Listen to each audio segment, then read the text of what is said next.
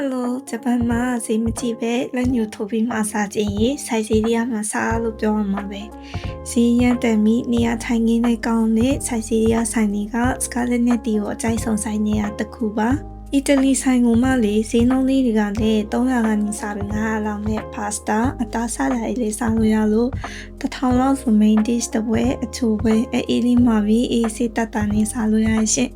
ဒီတစ်ခါကတော့ Scalato ဖွဲမှာလက်လွန်ချက်သွန်ဖြစ်သွားတယ်မိကျင်နေဟိမွေလေးက300ကျော်ပဲဆိုတော့မှာချလိုက်တာမနေစားရရရှင်ပါစတာလေးကလည်းလေပိုရှင်းလေးများပြီးအရသာလေးရှိရရှင်စကာလက်အကြိုက်ဆုံးကတော့တံများပူပူမှာကင်မီချပေးရဲ့ဂျပန်ဟမ်ဘာဂူရဲ့တိုတာစတိတ်တွေပါပဲ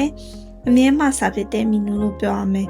ဂျပန်နေရာတိုင်းမှာရှိတယ်လို့ဂျပန်ရောက်ခါစားကလေးလေးတွေတောက်စားကြည့်ပါလို့ပြောချင်တာပါပဲ။အော်ဒါနဲ့လေသမင်းပြူလေးထဲမှာလို့ရလို့ဘာစားစားသမင်းနဲ့စားခြင်းနဲ့အဖွဲလည်းအရင်ဆင်ပြေနေရောပဲ။ကဲအများကြီးခြေသွားပြီးဘိုင်ဘိုင်နောက်ဘလော့လေးမှာတွေ့ပါမယ်။